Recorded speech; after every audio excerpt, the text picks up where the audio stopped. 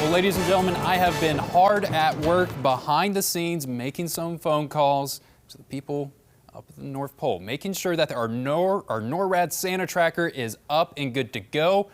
When Santa leaves in 19 days, we're going to be able to track him, see wherever he's going to be, and you can see the beautiful winter wonderland that's happening down in Jingle. I'm going to be going to it this weekend, and it's great temperatures for it.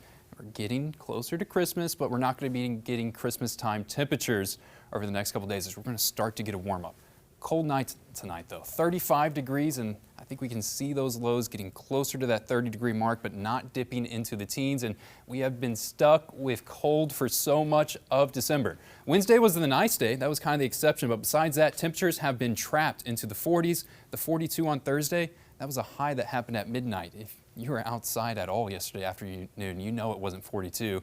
The afternoon high was only trapped into those upper 20s.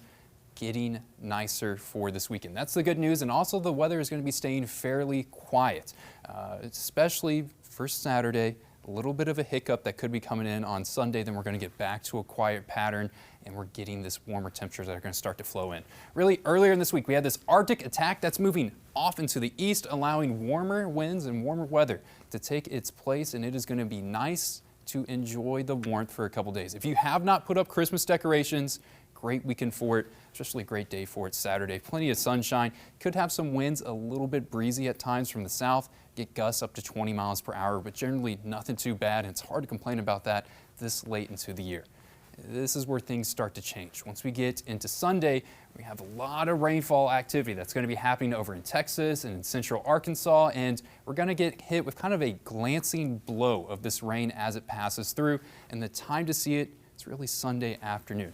I don't think everyone's going to see this rain, especially if you're further up to the north. I'd say north of I-44, pretty safe chance that your Sunday is not going to be ruined by rainfall. It's really areas that are often to the southeast, especially like West Plains, that can start to get a good amount of rain.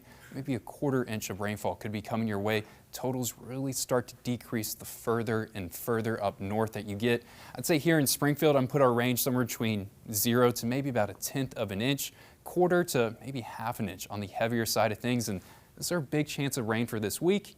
Not seeing a chance of snow coming this week either.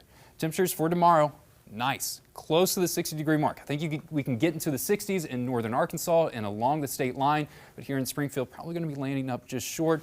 Sunday, we have the chance of rain that could be coming back, but temperatures aren't going to be too bad. And that's the same case for Monday. I think Saturday, Sunday, Monday, 3 great days where temperatures in those mid to upper 50s, and then, well, the cold's going to be marching on back. The middle of next week is going to be feeling like what the middle of this week felt like. Cold, chilly, and we'll warm back up once we get into the weekend. But no teens in that 7 day. We've had teens this week.